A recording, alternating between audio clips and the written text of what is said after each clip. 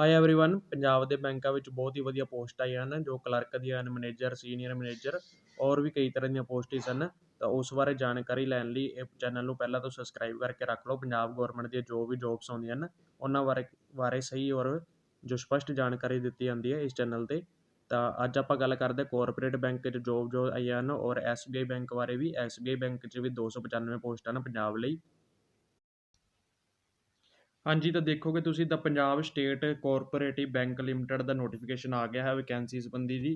ਤਾਂ ਇਹਦੇ ਵਿੱਚ ਤੁਸੀਂ ਦੇਖ ਸਕਦੇ ਹੋ ਜੋ ਇਹਦੇ 'ਚ ਵੈਕੈਂਸੀਜ਼ ਹਨ ਉਹ ਹਨ ਪਹਿਲਾਂ ਹੀ ਸੀਨੀਅਰ ਮੈਨੇਜਰ ਲਈ ਜੋ ਕੁਆਲੀਫਿਕੇਸ਼ਨ ਹੋਣੀ ਚਾਹੀਦੀ 40 ਪੋਸਟਸ ਹਨ, 40 ਪੋਸਟਾਂ ਹਨ ਜੀ। ਕੁਆਲੀਫਿਕੇਸ਼ਨ ਜੋ ਪੋਸਟ ਗ੍ਰੈਜੂਏਸ਼ਨ ਹੋਣੀ ਚਾਹੀਦੀ ਹੈ 50% ਮਾਰਕਸ ਕਿਸੇ ਵੀ ਯੂਨੀਵਰਸਿਟੀ ਤੋਂ, ਜਾਂ ਫਿਰ MBA ਹੋਣੀ ਚਾਹੀਦੀ ਹੈ 50% ਮਾਰਕਸ ਨਾਲ, ਜਾਂ CA ਹੋਣੀ ਚਾਹੀਦੀ ਹੈ ਜੀ, ਜਾਂ ਫਿਰ ਗ੍ਰੈਜੂਏਸ਼ਨ ਹੋਣੀ ਚਾਹੀਦੀ ਹੈ 55% ਮਾਰਕਸ ਨਾਲ, ਔਰ ਗ੍ਰੈਜੂਏਸ਼ਨ 50% ਮਾਰਕਸ ਨਾਲ ਹੋਣੀ ਚਾਹੀਦੀ ਹੈ CIIB ਵਿੱਚ। ਔਰ ਕੈਂਡੀਡੇਟ ਮਸਟ ਪਾਸ ਪੰਜਾਬੀ ਲੈਂਗੁਏਜ 10th ਤੱਕ ਉਹਨੇ ਪੰਜਾਬੀ ਪਾਸ ਕੀਤੀ ਹੋਣੀ ਚਾਹੀਦੀ ਹੈ ਜੀ। ਤਾਂ ਉਸ ਤੋਂ ਬਾਅਦ ਦੇਖੋਗੇ ਐਕਸਪੀਰੀਅੰਸ ਜੋ ਹੈ ਤਾਂ ਇਹਦੇ ਵਿੱਚ candidate must have recruiting directly as scale 1 officer, probationary officer, management trainee or equal and should possess minimum 5 years experience. ਤਾਂ 5 ਸਾਲ ਦਾ ਐਕਸਪੀਰੀਅੰਸ ਹੋਣਾ ਚਾਹੀਦਾ, minimum 5 year experience in assistant manager ਹੋਣਾ ਚਾਹੀਦਾ ਪੰਜਾਬ ਸਟੇਟ ਕੋਆਪਰੇਟ ਬੈਂਕ ਵਿੱਚ ਹੀ, ਜਾਂ ਮਿਨੀਮਮ 5 ਈਅਰ ਐਕਸਪੀਰੀਅੰਸ ਹੋਣਾ ਚਾਹੀਦਾ ਗ੍ਰੇਡ A ਆਫਿਸਰ ਇਨ ਨਬਾਰਡ ਜਾਂ RBI 'ਚ। ਤਾਂ ਉਸ ਤੋਂ ਬਾਅਦ ਵੇਖੋਗੇ ਮੈਨੇਜਰ ਲਈ 60 ਪੋਸਟਾਂ ਹਨ। ਤੇ ਇਹਦੇ ਲਈ ਜੋ ਪੋਸਟ ਗ੍ਰੈਜੂਏਸ਼ਨ 50% ਮਾਰਕਸ ਨਾਲ ਐਨੀ ਯੂਨੀਵਰਸਿਟੀ ਤੋਂ, MBA ਵੀ MFC ਜਾਂ ਫਿਰ MBA 50% ਮਾਰਕਸ ਨਾਲ ਕਿਸੇ ਵੀ ਯੂਨੀਵਰਸਿਟੀ ਤੋਂ, ਚਾਰਟਰਡ ਅਕਾਊਂਟੈਂਟ CA ਜਾਂ ਫਿਰ ਗ੍ਰੈਜੂਏਸ਼ਨ 55% ਮਾਰਕਸ ਨਾਲ, ਔਰ ਜੋ 10ਵੀਂ ਪਾਸ ਹੋਣੀ ਚਾਹੀਦੀ ਹੈ ਪੰਜਾਬੀ ਲੈਂਗੁਏਜ ਨਾਲ। ਔਰ ਫਿਰ ਇਹ ਇਨਫੋਰਮੇਸ਼ਨ ਟੈਕਨੋਲੋਜੀ ਆਫਿਸਰ ਜਿਹਦੇ ਵਿੱਚ 50% ਹੋਣਾ ਚਾਹੀਦਾ MCA ਜਾਂ MSc ਇਨਫੋਰਮੇਸ਼ਨ ਟੈਕਨੋਲੋਜੀ 'ਚ। ਤਾਂ ਇਹ ਵਾਲੀ MSc ਜਾਂ MCA ਹੋਣੀ ਚਾਹੀਦੀ ਹੈ। 55% ਮਾਰਕਸ ਹੋਣੇ ਚਾਹੀਦੇ ਹਨ ਜੋ BTech BSc ਜਾਂ ਵਿੱਚੋਂ, ਜਾਂ ਕੰਪਿਊਟਰ ਸਾਇੰਸ ਵਿੱਚੋਂ ਇਨਫੋਰਮੇਸ਼ਨ ਟੈਕਨੋਲੋਜੀ ਇਲੈਕਟ੍ਰੋਨਿਕਲ ਕਮਿਊਨੀਕੇਸ਼ਨ 'ਚ BSc ਕੀਤੀ ਹੋਣੀ ਚਾਹੀਦੀ ਹੈ। ਤਾਂ ਉਸ ਤੋਂ ਬਾਅਦ ਦੇਖੋਗੇ ਕੈਂਡੀਡੇਟ ਇਹ 10ਵੀਂ ਤੱਕ ਪੰਜਾਬੀ ਫਿਰ ਕੀਤੀ ਹੋਣੀ ਚਾਹੀਦੀ ਹੈ। ਪੰਜਾਬ 'ਚ ਕੋਈ ਵੀ ਗਵਰਨਮੈਂਟ ਜੋਬ ਆਉਂਦੀ ਹੈ ਤਾਂ ਉਹਦੇ ਲਈ ਇਹ ਹੋਣਾ ਹੀ ਜ਼ਰੂਰੀ ਹੈ। ਤਾਂ clerk cum data entry operator ਸਭ ਤੋਂ ਜ਼ਿਆਦਾ 739 ਪੋਸਟ ਆ ਜਿਹਦੇ ਵਿੱਚ ਸਿਰਫ ਗ੍ਰੈਜੂਏਸ਼ਨ ਮੰਗੀ ਹੈ। ਸੈਕਿੰਡ ਡਿਵੀਜ਼ਨ ਮਤਲਬ ਤੁਹਾਡੇ 60% ਤੋਂ ਵੀ ਘੱਟ ਹਨ। 60% ਵਾਲਾ ਫਸਟ ਡਿਵੀਜ਼ਨ ਹੁੰਦਾ, ਉਸ ਤੋਂ ਘੱਟ ਵਾਲੇ ਸੈਕਿੰਡ ਡਿਵੀਜ਼ਨ 'ਚ ਆਉਂਦੇ ਹਨ, ਤਾਂ ਉਹ ਵੀ ਅਪਲਾਈ ਕਰ ਸਕਦੇ ਹਨ। ਪੋਸਟ ਗ੍ਰੈਜੂਏਸ਼ਨ ਵੀ ਚੱਲ ਸਕਦੀ ਹੈ, ਗ੍ਰੈਜੂਏਸ਼ਨ ਤਾਂ ਵੀ ਕੋਈ ਚੱਕਰ ਨਹੀਂ। ਡਿਪਲੋਮਾ ਹੋਣਾ ਚਾਹੀਦਾ 6 ਡਿਪਲੋਮਾ ਜਾਂ 6 ਸਰਟੀਫਿਕੇਟ ਹੋਣਾ ਚਾਹੀਦਾ, ਸਰਟੀਫਿਕੇਟ ਜਾਂ ਡਿਪਲੋਮਾ 6 ਮਹੀਨਿਆਂ ਦਾ ਹੋਣਾ ਚਾਹੀਦਾ ਕੰਪਿਊਟਰ ਵਿੱਚ ਹੀ। ਉਸ ਤੋਂ ਬਾਅਦ ਦੇਖੋਗੇ ਸ਼ੁੱਡ ਹੈ ਪਾਸਡ ਪੰਜਾਬੀ ਲੈਂਗੁਏਜ ਐਗਜ਼ਾਮੀਨੇਸ਼ਨ, ਤਾਂ ਪੰਜਾਬੀ ਪਾਸ ਹੋਣੀ ਚਾਹੀਦੀ ਹੈ 10ਵੀਂ ਤੱਕ। ਸਟੈਨੋਟਾਈਪਿਸਟ ਦੀ ਗੱਲ ਕਰੀਏ ਤਾਂ 10 ਪੋਸਟਾਂ ਹਨ। ਗ੍ਰੈਜੂਏਸ਼ਨ ਸੈਕਿੰਡ ਡਿਵੀਜ਼ਨ 'ਚ ਹੋਣੀ ਚਾਹੀਦੀ ਕੋਈ ਵੀ ਸਟਰੀਮ, ਗ੍ਰੈਜੂਏਸ਼ਨ ਮਤਲਬ ਕੋਈ ਵੀ ਸਟਰੀਮ BA BSc BTech ਕੁਛ ਵੀ ਚੱਲ ਸਕਦੀ ਹੈ।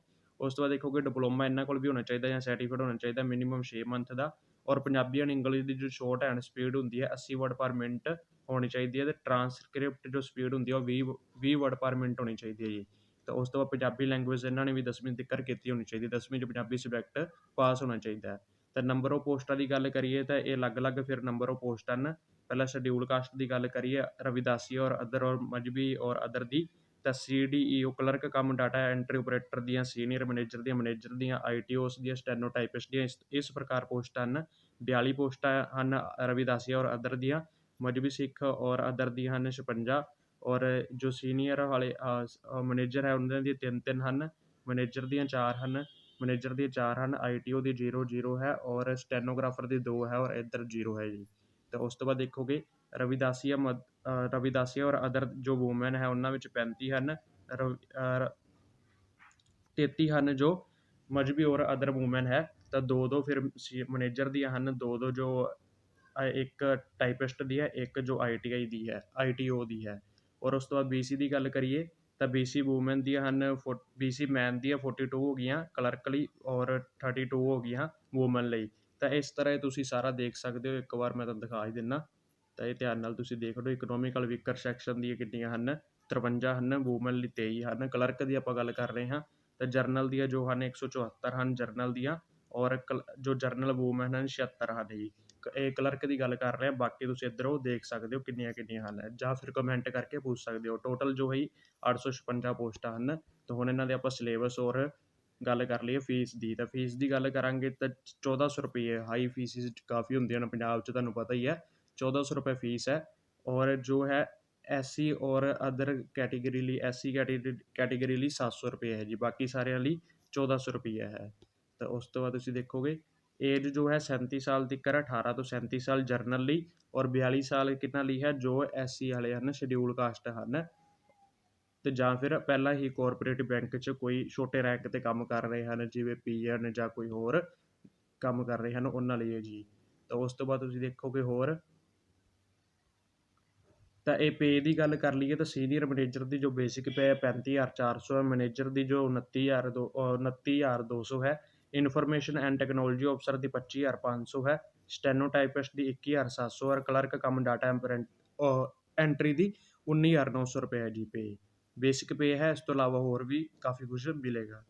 ਤਾਂ ਜਰਨਲ ਇੰਸਟਰਕਸ਼ਨ ਜੋ ਇਹ ਤਾਂ ਉਹੀ ਹਨ ਕਿ ਐਗਜ਼ਾਮ ਸੈਂਟਰ 'ਤੇ 0.25 ਦੀ ਜੋ ਹੈ ਨੈਗੇਟਿਵ ਮਾਰਕਿੰਗ ਹੋਵੇਗੀ।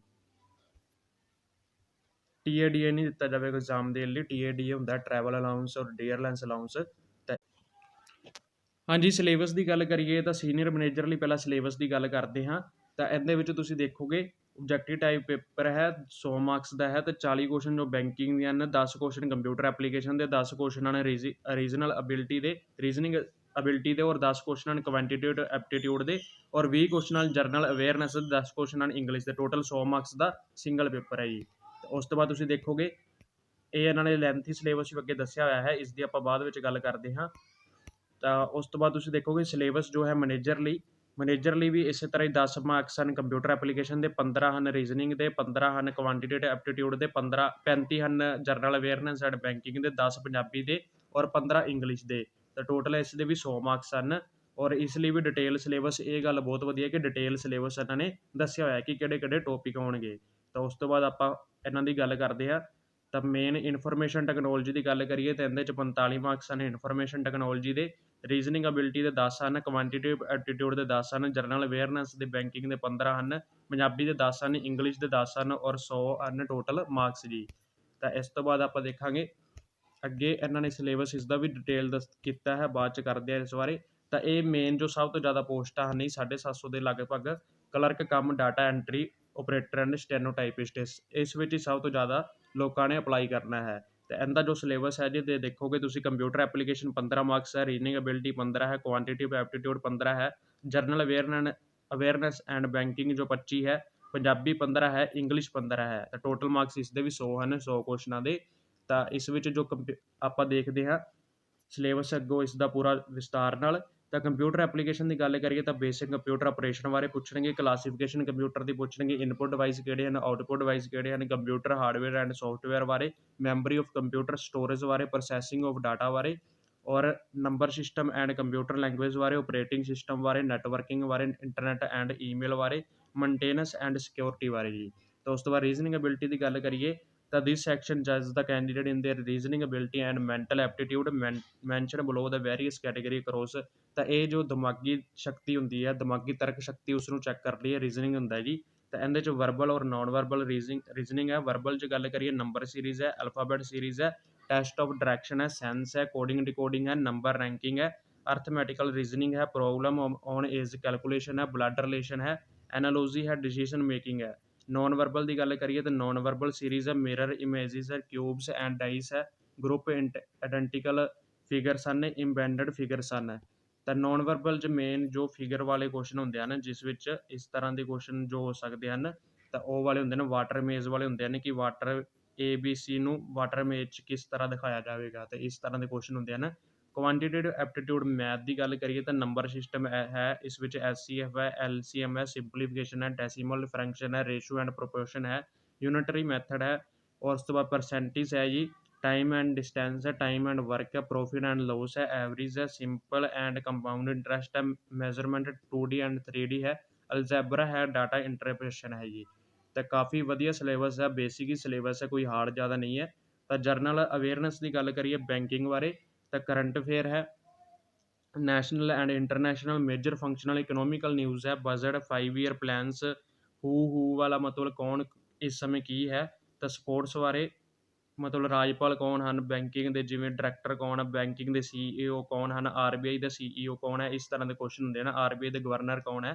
तो इकनोमिक की गल करिए, जोग्राफी की ਔਰ specially reference to Punjab the economy ਬਾਰੇ ਔਰ ਜੀਓਗ੍ਰਾਫੀ ਜੋ ਭੂਗੋਲ ਬਾਰੇ, ਪੰਜਾਬ 'ਚ ਕਿੰਨੇ ਜ਼ਿਲ੍ਹੇ ਹਨ, ਪੰਜਾਬ 'ਚ ਕਿਹੜੇ-ਕਿਹੜੇ ਸਟੇਟਾਂ ਨਾਲ ਲੱਗਦਾ, ਇਸ ਤਰ੍ਹਾਂ ਦੇ ਕੁਐਸਚਨ।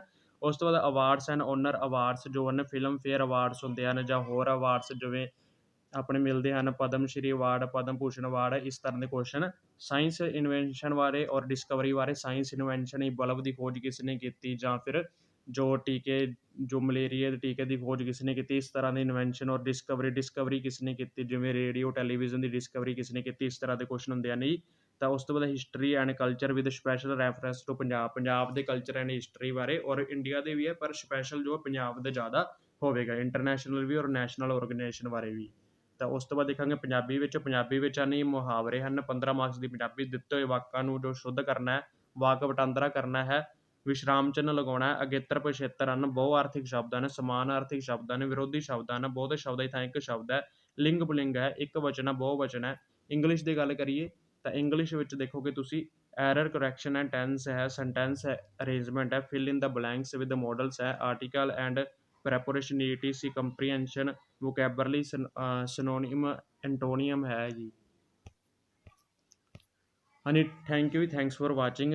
ਇਹ ਸਾਰਾ ਸਿਲੇਬਸ ਸੀ। ਤਾਂ ਇਸ ਤੋਂ ਇਲਾਵਾ ਤੁਹਾਨੂੰ ਦੱਸ ਦਈਏ ਕਿ ਇਸ ਚੈਨਲ 'ਤੇ ਤੁਹਾਨੂੰ ਇਸ ਸਿਲੇਬਸ ਦੀਆਂ ਕਈ ਸਾਰੀਆਂ ਵੀਡੀਓਜ਼ ਮਿਲ ਜਾਣਗੀਆਂ, ਸਪੈਸ਼ਲੀ ਮੈਥ ਔਰ ਰੀਜ਼ਨਿੰਗ ਦੀਆਂ। ਮੈਥ ਔਰ ਰੀਜ਼ਨਿੰਗ ਦਾ ਤੁਹਾਨੂੰ ਕਾਫੀ ਵਧੀਆ ਸਿਲੇਬਸ ਅਕੋਰਡਿੰਗ ਵੀਡੀਓਜ਼ ਮਿਲ ਜਾਣਗੀਆਂ। ਚੈਨਲ ਨੂੰ ਸਬਸਕ੍ਰਾਈਬ ਨਹੀਂ ਕੀਤਾ ਤਾਂ ਸਬਸਕ੍ਰਾਈਬ ਕਰ ਲਿਓ। Thanks for watching.